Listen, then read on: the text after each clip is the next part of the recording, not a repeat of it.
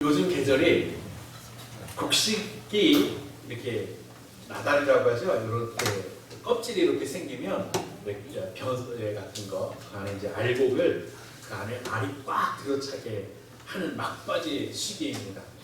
제가 지난주에 이 햇볕이 이렇게 뜨거워서 무슨 가을 같지도 않고 그리고 투덜투덜 그랬더니 우리 집사님 한 분이, 어르신 집사님이 한 분이 저한테 그래야지 나달이 꽉 차지요. 그래서 그리고 가만히 생각해 보니까요, 이 가을에 이 따가운 햇볕이 없으면 지금 추수하면 이거 아무것도 안 들었잖아요. 이게 지금 한여름은 아니지만 한여름처럼 햇볕 앞에 서면 따가운 볕이 있어야 그 안에 알곡이 꽉 차는 겁니다. 그 알곡이 안 차면 축정이가 되는 거예요. 그래서 우리가 비록 불편하더라도 가을 볕이 따사롭고 따가워야 복이 되는 줄로 믿습니다. 하나님은 우리를 구원하셨습니다. 왜 구원하셨느냐? 좋은 열매를 맺는 삶을 살 수 있도록. 좋은 열매를 맺는 삶은 어떤 사람이 가능하냐? 하나님의 자녀가 아니면 안 돼요. 영원한 생명을 받지 못한 사람은 아무리 좋은 것들로 채워도 밑빠진 독이라 다 새버리고 말아요. 그래서 시편 43편인가 40편인가 제가 정확하게 기억은 안 나는데 거기 뭐라고 말씀하셨느냐면, 너가 죽어서 아래로 내려가면 너의 영광은 따라가지 못한다는 말씀이 있어요. 뭔 뜻이죠? 아무리 내가 이 땅에서 살면서 업적을 남기고 명예를 얻었고 권력을 얻었고 사람들로부터 칭송을 받고 영광의 소리를 들었어도 죽고 나면, 죽었으면 그 모든 영광들이 다 나를 따라오지 못한다는 거예요. 죽으면 말짱 도루묵이라는 거죠.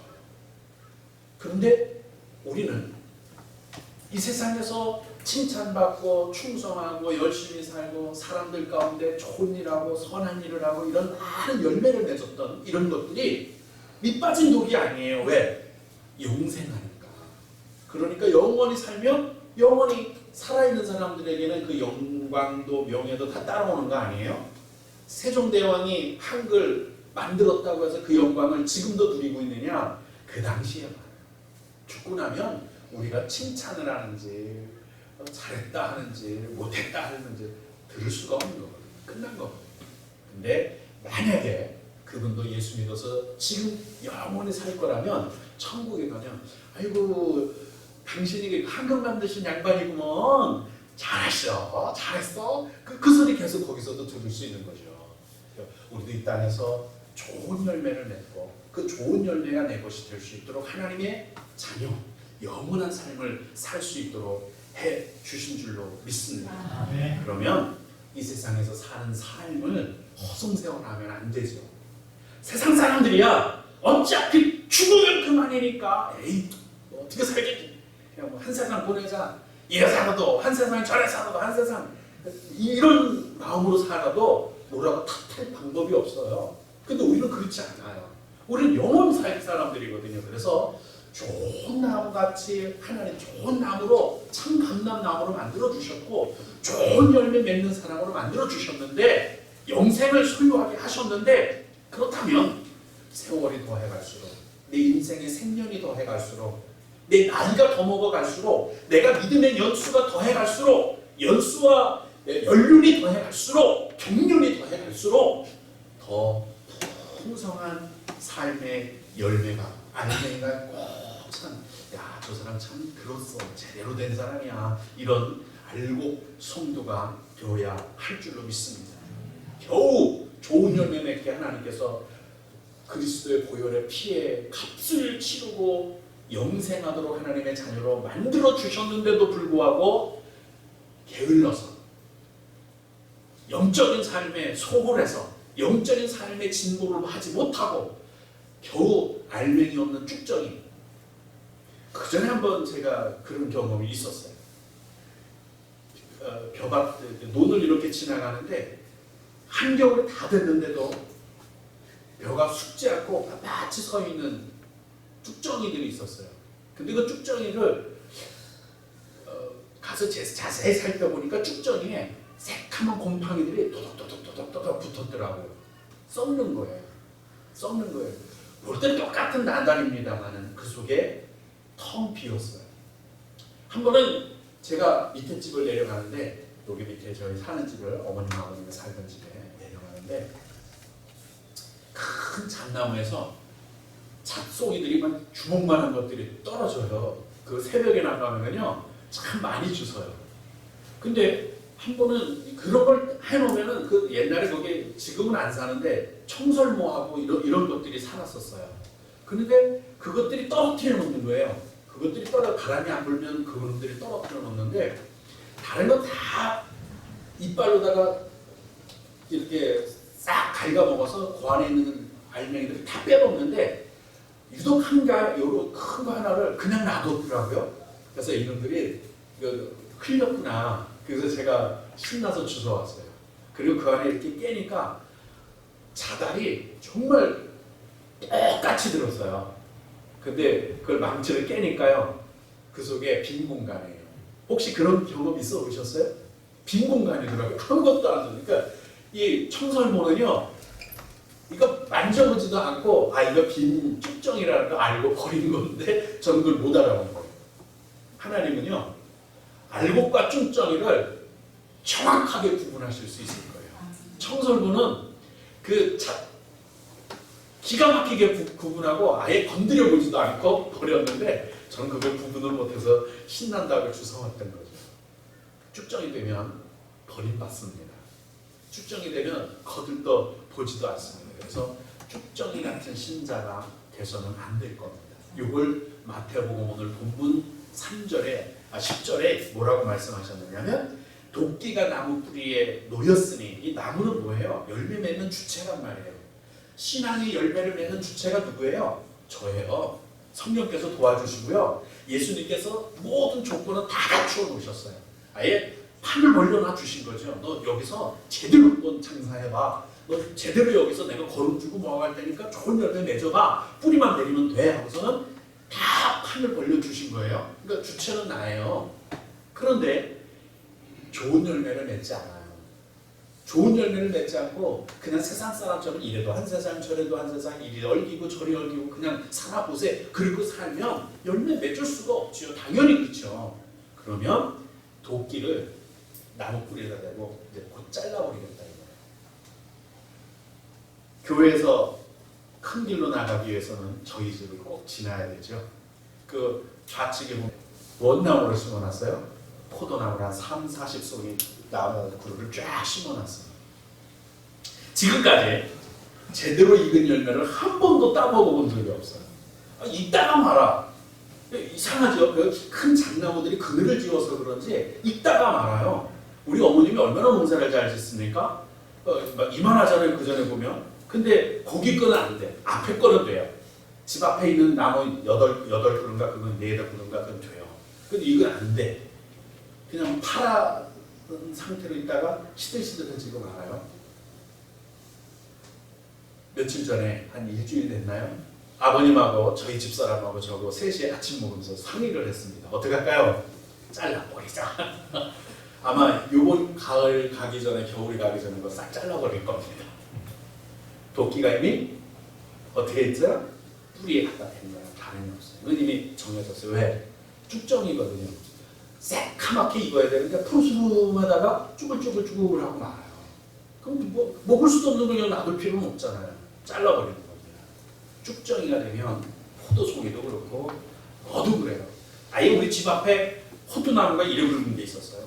지금은 올 봄에 잘라버렸어요. 왜요? 겨우 그 무성한 나무가 한 2층 높이 되고 이랬던 나무가 호도를 여는데 그 정도 되면 서너 말 나와야 되는데 열댓 열고 말아요. 놔둘 필요 있어요? 잘라버리는 거예요. 우리도 열매 맺는 주체입니다. 그런데 만약에 풍성한 알곡이 안 된다면 쭉정이가 된다면 찍혀버리게 될 거다. 그걸 말씀합니다. 물론 그렇다고 해서 겁먹지 마세요. 이거 너 이렇게 하면 끝장 내볼 거야. 이렇게 주님이 그런 뜻으로 말씀하시려고 이 말씀을 하신 건 아니에요. 종말, 심판 이걸 우리 덮주려고 이런 걸 강조하려고 말씀하시는 게 아니에요. 정말 강조하려고 하는 게 뭐냐면 이런 결과가 있으니까 좋은 열매 지금 맺자. 기회 있잖아. 아직 시간이 널널하잖아. 좋은 열매 맺어. 이걸 강조하기 위해서 끝나면 결국은 결과에 이런 것들이 있으니까 지금 정신 차려. 이걸 말씀하려고 하시는 겁니다. 그래서 좋은 열매를 맺어라. 이게 본문 말씀의 핵심이에요. 좋은 열매를 맺어라. 예수 믿으면 기왕이면 제대로 믿어라. 충성되다. 헌신한다. 선한 일꾼이다. 이런 칭찬을 받을 만한 충성된 일꾼이 되라. 좋은 군사가 되라. 이렇게 말씀하는 겁니다. 바로 알곡 같은 성도. 야, 진짜 속이 꽉 찬 믿음의 성도다. 이런 인생을 살 것을 권고하는 말씀입니다. 오늘 본문 말씀부터 살펴볼까요? 세례 요한이, 침례 요한이 요단강 부근의 이 유대 광야에서 예수님이 오시기를 예비하는 엘리사의 영으로서의 사명을 감당하고 있을 때 선포한 말씀입니다. 회개하라. 천국이 가까웠느니라. 예수님 오시기가 곧 다가왔다는 말씀이지. 그리고 예수님이 오시면 나는 그리스도가 아니다. 오히려 그분의 신발끈을 매는 사람, 그런 종의 역할로 감당하기도 벅찬 사람이다. 이렇게 말씀하십니다. 그런데 이 세례 요한이 회개하라고 외친, 왜 예루살렘 한복판에서 안 하고, 도시가 얼마나 많았어요? 근데 왜 안 하고 요단강 그 광야에서 이런 말씀을 전했을까요? 이 광야에서 말씀을 전했다는 것이 매우 중요합니다. 그것이 우리에게 의미가 있기 때문입니다. 광야라는 말은 넓은 꽝 들 야자를 써서 넓은 들이란 뜻이에요. 근데 이스라엘에 가보면 그냥 넓은 들이 넓을 꽝자 들 야자를 써서 그냥 들판 넓은 평야지대냐, 그게 아니에요. 사막이에요.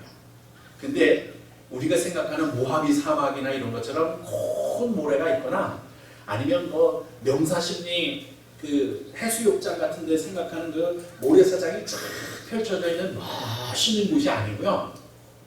호박만한 돌덩어리들이 그냥 둥성둥성 있어서 그 제대로 걷지를 못해요.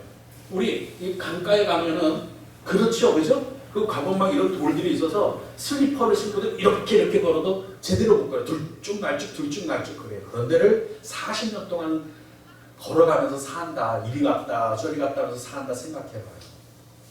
아마 우리는 석 달 열흘을 못 버티고 나 죽겠다 소리 나온 겁니다. 그런데요. 그리고 좀 산이 잇따르면 이게 다 안반이에요. 안반. 큰 돌덩어리가 아예 산 전체가 다 그런 산들로 되어져 있습니다. 그리고 거기에는요, 사막이니까 아무것도 안 살겠지 싶지만 전갈, 뱀, 특히 제가 갔을 땐 도마뱀을 많이 봤어요. 도마뱀이 뜨거우니까 이러고 있다가 이게 이제 발닿은 땅이 이제 다리가 뜨겁잖아요. 이러면 이러고 그러고서 있어요. 뜨거우니까 반대로 들었다 그러면 잘 버티고 살아요. 뭘 먹고 사는지 모르겠어요. 말로는 그런데 통댕이가 많다 그런데 뭘 먹고, 메뚜기, 통댕이 먹을 게 거의 없어요. 풀 조금씩 낳긴 했는데 하여간 그렇게 사는, 보면 그게 또 독이 있는 것들이잖아요. 살고 알고 보면 거기에 곳곳에 죽음, 고통의 덫 이런 것들이 있어서 잘못하면 전갈에 물렸다면 이건 또 뱀에 물렸다면 이건 죽는 건 아닙니까? 이런 절망의 요소가 가득한 거예요. 이런 곳에서 세례 요한이 오늘 말씀을 전했고, 놀라운 것은 그런 데서 전하면 누가 들을 사람이 있으려나 싶은데 예루살렘에서 또는 또 갑자기 또 베들레헴에서 여러 군데 도시 여리고에서 많은 곳에 살던 도시민들이 그 말씀을 듣겠다고 그 광야까지 꾸역꾸역 모여왔다는 거예요. 왜 그럴까요? 성경에는 요거 한번 그걸 넘어가 보고 볼까요? 제가 가서 찍어온 사진인데 이게 바로 유대 광야예요. 유대 저희 집사람입니다. 혹시 모르는 분을 위해서입니다. 저희 집사람입니다. 모수아 엄마야. 근데 여기 보면 이런 데예요. 이런 데. 이게 유대 광야예요. 조금 더 또 이것도 보시죠. 그래 거기를 아무도 안 사는 것 같죠? 사람들이 살아요. 더 불쌍한 거는요. 여기 이렇게 가보면 여기 애기가 저는 그렇게 마음이 아리더라고요. 저도 뭐 하면서 살까? 전기도 안 들어오고 라디오가 나올까요? 텔레비전을 볼 수 있을까요? 뭐 할까? 그 근처에 여기 이쯤에 좀 한 집이 또 있어요. 조그만한 집이. 근데 여기서 그냥 사는 거예요. 요거 물통 떠다 놓고 요걸 갖고 며칠 사는지는 모르지만 몇 달을 사는지 모르지만 요거 갖고 살고 요런 텐트 치고 살아요. 근데 요 애가 우리가 가니까 신기해서 나와서 우리를 구경하고 있는 거예요. 진짜 마음이 쓰리고 아프고 데려오고 싶더라고요. 진짜 마음이 아파. 이런 데서 사는 마음. 조금 더 가까이 가서 볼까요? 조금 더 멀리서 볼까요? 이게 유대 광야예요. 유대 광야. 여기 보면 아까 여기 고집이에요. 그리고 여기 한 집이 또 있어요. 그죠? 요 집 보이죠? 요렇게 살아요. 요렇게. 여기도 또 있네요. 야, 이 사람들 뭐 먹고 살까? 싶은데 남편들이 아버지가 양들을 이끌고 저 멀리까지 가서 풀 뜯어 먹이고 사는 거예요. 먹을 게 있을까요? 풍족하게 살까요? 그리고 이런데 전갈, 뱀 이런 것들 위험한 요소들이 많습니다. 알고 보면 성경에서 말하는 우리의 인생이 바로 광야 같은 인생이다. 그렇게 말씀하세요. 우리의 삶의 과정을 쭉 살펴보면 왜 그렇게 악한 것들이 많은지, 왜 그렇게 고통이 많은지, 왜 그렇게 질병이 많은지, 왜 그렇게 슬픔이 많은지 이 광야 같은 삶입니다. 그래서 광야 같은 삶, 논리적으로 세상적인 눈으로 이성적인 눈으로 바라보면 이 세상에 소망이 없어요. 기대할 것도 없고 바라볼 것도 없는 게 이 세상입니다. 그러니까 사람들이 쾌락을 추구하면서 살고 그냥 한 세상 먹고 놀고 마시고 그냥 그렇게 이렇게 살아도 한 세상인데 어차피 죽을 건데 이렇게 살자! 그리고 그 포기하고 사는 사람들이 세상 사람들이에요. 그런 눈으로 보니까 그럴 수밖에 없어요. 그런데 하나님이 주신 구원받은 사람, 그 믿음의 눈으로 사는 사람들이 보면 이곳에 여전히 만나가 내리고 여전히 이곳에 하나님의 보호하심이 있고 하나님이 우리를 이끄시고 인도하실 때 불기둥과 구름기둥으로 내려주시고 반석에서는 물이 나게 해주시고 우리를 보호해 주시는데 시련이 와도 고난이 와도 고통이 와도 이겨내고 훈련받는 것처럼 승리하게 하시고 그 고난 가운데서 이겨내서 마침내는 복을 주시려고 그곳으로 인도하시는 것임을 우리 영화를 끼고 보면 보이는 줄로 믿습니다. 이걸 신명기서 8장에 말씀해 놓으셨어요. 신명기서 8장에 보면 너를 인도하여 우리가 이 광야 같은 인생에 내가 오고 싶어서 온 게 아니에요. 내가 찾아서 온 것도 아니에요. 어떻게 했어요? 하나님이 너 후영에 가서 살아. 너 부흥에 가서 살아. 너 청천에 가서 살아. 너 강문에 가서 살아. 너 어디 청주 가서 살아 하고 인도해 드렸어요. 가보니까 거기는 어디예요? 광야예요. 광야.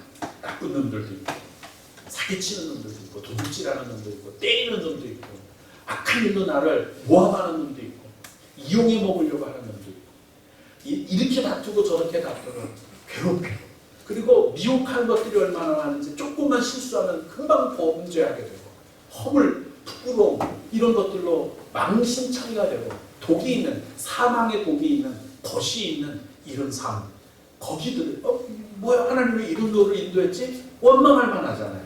그 내용이 그거예요. 너를 인도했는데 그 광대하고 위험한 광야 곧 불뱀과 전갈이 있고 물이 없는 간조한 땅 그곳을 너 인생 동안 지나가게 하셨다. 가만히 여러분 인생을 생각해 보세요. 내 인생이 그런 인생 아니에요? 하나님 내가 하나님 인도를 따라 여기까지 왔는데 왜 이렇게 간조한 땅입니까? 먹을 것 마실 것이 없고 즐길 것도 없고 답답합니다. 사망의 요소들 죽음의 요소들만 가득합니다. 왜 그러셨어요? 하고 물었더니 주님이 그 뒤에 이렇게 답변을 하시는 거예요. 또 너를 위하여 단단한 반석에서 문을 내셨으며 내 조상들도 알지 못하던 만나를 줘서 비록 사망의 덧 요소들로 가득한 곳이지만 너 살아나갈 수 있도록 훈련 잘 받을 수 있도록 필요한 것들을 공급하지 않았느냐 그 말씀합니다.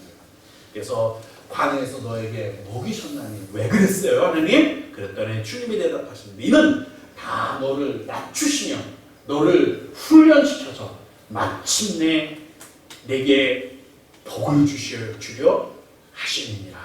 할렐루야. 네, 복 받는 비결이 여기 있어요. 그러니까 부정적인 눈으로 보지 마세요. 원망하는 눈으로 보지 마세요. 미혹당하지도 마세요. 아 그렇구나 하지 마세요. 세상 사람들이 다 그렇다고 말하고 우리는 아니 그들은 우리 밥이야 말하는 여호수아와 갈렙처럼 긍정적인 믿음으로 바라보시기를 주님의 이름으로 축복합니다. 그게 믿음의 눈이에요. 그게 믿음의 눈입니다. 이성적으로 판단하면 죽음과 고통의 덫으로 가득한 세상입니다. 미혹당하는 세상입니다. 그러나 하나님이 우리에게 주신 믿음의 눈으로 바라보면 이 광야의 모든 과정은 결국 뭐 때문에?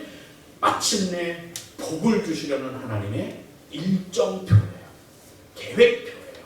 그러므로 믿음의 눈을 가지고 사시기를 주님의 이름으로 축복합니다. 자, 그러면 내 인생의 세월을 어떻게 채워야 할까? 어떻게 채워야 할까? 쭉정이가 되지 않도록 내 삶을 잘 관리해야 되는데 첫 번째는 채워야겠죠. 내 인생의 나달 속에 알곡으로 채워야 합니다. 어디는 비우래요. 비우라고 말하는 데가 있어요. 다 욕심이다. 비워라. 그래야 해탈한다. 그래서 108번에 다 비워야 된다. 욕심도 버리고 다 버려라. 그래서 비우라고 말해요. 근데 성경은 뭐라고 말씀하시죠? 채워라고 말씀하세요. 우리는 영원히 살 사람들이니까 채우는 게 당연해요. 미련이 없죠. 왜? 어차피 계속 내가 가지고 있을 거니까. 그런데 비워야 할 사람들은 꼭 비워야 돼요. 왜? 죽을 때가 되면 뭐 내가 죽으면 이거 못 갖고 가고 저것도 못 갖고 그러니까 죽을 때 괴로워. 그러니까 다 비워야 되는 거 그 사람들 말은. 죽을 사람들은 비워야 하지 말고요. 영원히 살 사람들은 채워야 맞아요. 할렐루야. 그러니까 우리는 영원히 삶으로 채워야 할 줄로 믿습니다. 뭘 채울까요? 갈라디아서 5장 22절에 우리 성도들이 살아가면서 맺어야 할 열매를 성령의 열매라고 말씀하면서 8가지를 제시합니다. 사랑으로 채워라. 우리 한 번 더 옆 사람하고 인사하십시다. 주님의 이름으로 사랑합니다. 주님의 이름으로 사랑합니다. 그리고 자기 이름을 부르면서 또 말합시다. 경준아, 내가 너 사랑해. 자기 이름을 부르면서 자기가 자기를 사랑하십니다. 시작. 경준아, 내가 너 사랑해. 이거 꼭 해야 돼요. 왜냐하면 자기를 사랑하지 못하는 사람들이 의외로 많아요. 제가 이런 사람을 봤어요. 그냥 평소에는 이렇게 참 사교성도 있고 이런데 한 번은 그 사람이 홀로 있는 때 누가 옆에 있다고 생각하는 게 있었던 때겠죠? 제가 거기 있었어요. 먼저 있었어요. 근데 그 사람이 들어와서 혼자 뚜그럭거리고 뭐를 하더니 뭐라 그러느냐면 용서하고 들으세요.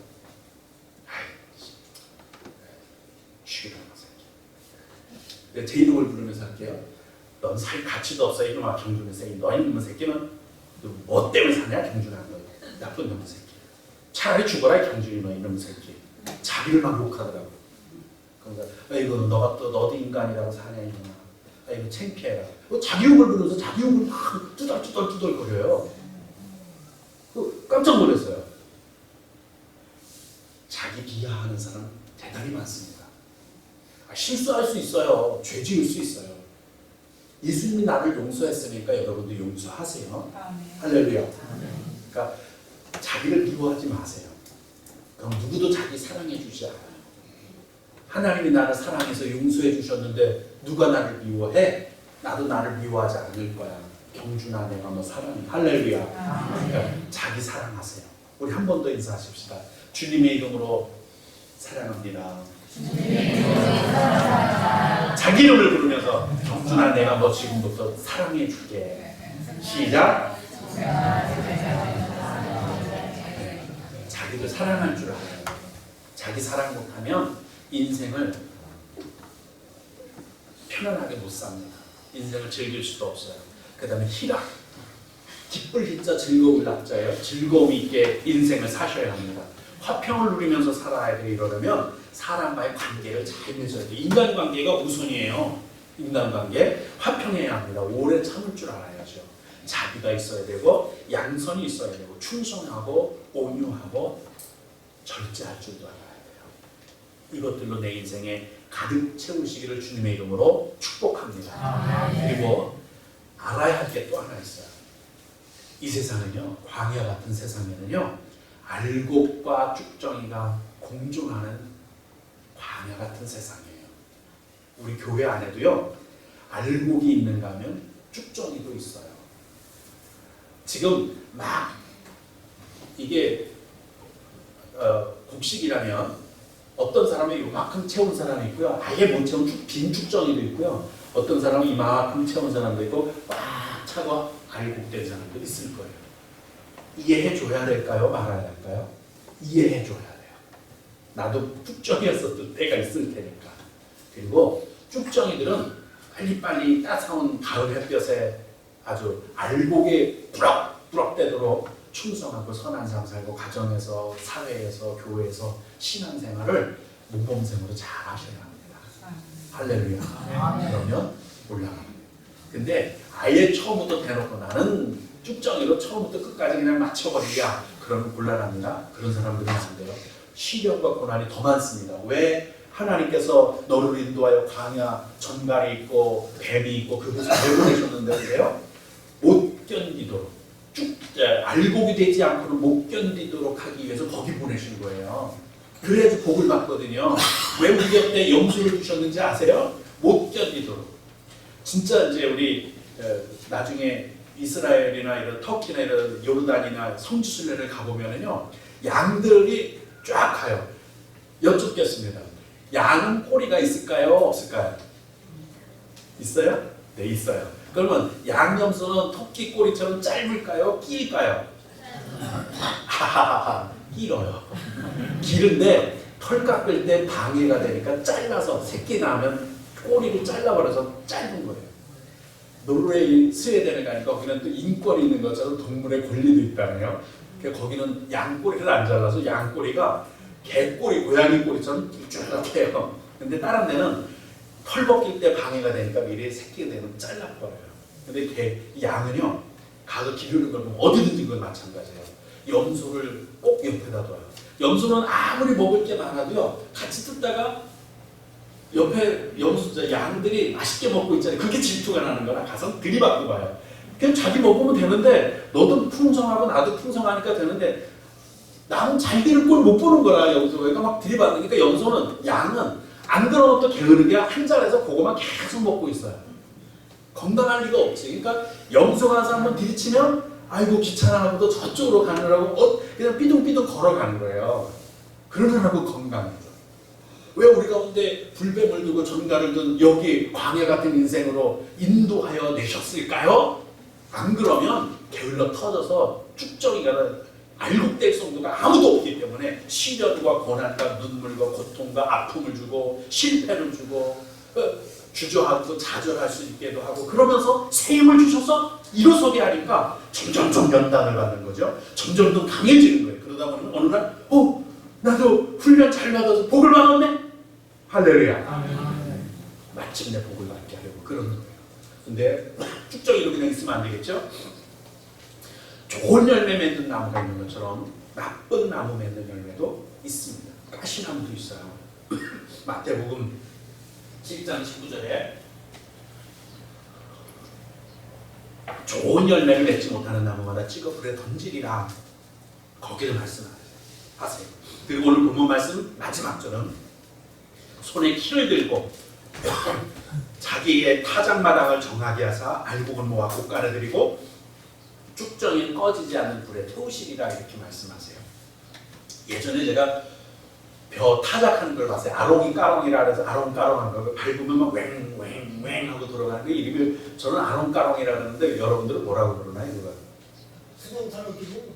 수동 탈곡기. 예, 탈곡기. 예, 이래 밟으면 삐쭉삐쭉한 게 나와서 윙윙윙. 하루 아저씨들 둘이서 밟이 이러면서 이랬어. 그러면 그게 떨어지는데요. 저는 이제 좀만 하니까 그때 뭘 봤느냐면 마당이 조금 질었던 게 기억이 나요. 근데 하도 밟고 다니니까 나달이 땅속에 콕콕콕콕 박혔던 게 기억나요. 그럼 우리 할머니며 이렇게 요만한 나뭇가지 꼬챙이 갖고 그걸 폭폭 파면서 다니더라고요. 파서 그래서 쓸어내요. 그럼 흙하고 나달하고 이렇게 또 모이잖아요. 그걸 키질을 해서 샥샥샥 해서 흙은 내버리고 나달만 또 챙기고 그러는 걸 제가 봤어요. 근데 오늘 본문 말씀에는 타작마당을 정하게 하신다. 그래서 어떤 걸까? 우리 사람도요, 갓발을 쫙 깔면은요, 허실되는 게 없어요. 아니, 거기다가 공구리를 쫙 치면 더 허실되는 게 없겠죠? 주님은 허실되는 게 하나도 없도록 타작마당을 정하게 하실 겁니다. 할렐루야. 그러니까 알고만 되면 허실돼 천국 못 들어갈 일은 100% 없다는 얘기예요. 왜 정하게 했다는 뜻이 그 뜻이에요. 그 다음에 사람은 손에 키를 들고 이렇게 해요. 키 아시죠? 이렇게 산태미처럼 생긴 거. 근데 제가 이거를 우리 아버님이 더 지혜롭게 하는 걸 봤어요. 들깨를 옆에 농사를 많이 졌던 기억이 있는데 한 작년 재작년인가 들깨 농사를 많이 졌어요. 갓발을 쫙 피시더만요. 그러더니 거기다가 선풍기를 딱 갖다 놓더니 3단으로 탁 트시는 거예요. 그러더니 거기서 이러니까요. 쭉정이가 쫙 날아가고 그 밑에는 들깨만 쫙쫙쫙 떨어지더라고요. 그리고 들깨 넘어서서 뭐가 떨어지는지 알아요? 건불거지가 떨어지는 게 아니고요. 빈 들깨, 들깨가 똑같아요. 근데 이게 안에 아무것도 안 들었으니까 멀리 나가서 떨어진 거예요. 아깝잖아요, 저는. 그거를 또 주워 모았네요. 그래서 갖다 섞었어요. 똑같으니까. 근데 우리 최 집사님이 그거를 쓸 때 보니까 어떻게 쓰느냐면요. 물에다가 퍽 담굽니다. 그랬더니 그 쭉정이들이 다 둥둥둥 떠갖고서는 결국 물 쏟을 때 다 떠내려가서 쭉정이 아닌 거는 다 가라앉더라고요. 쫙 가라앉아요. 이러니까 다 떠내려가요. 그래서 알곡도 뜨나요? 안 뜨죠? 제가 잘못 알았는데 그거 깜짝 놀랐네요.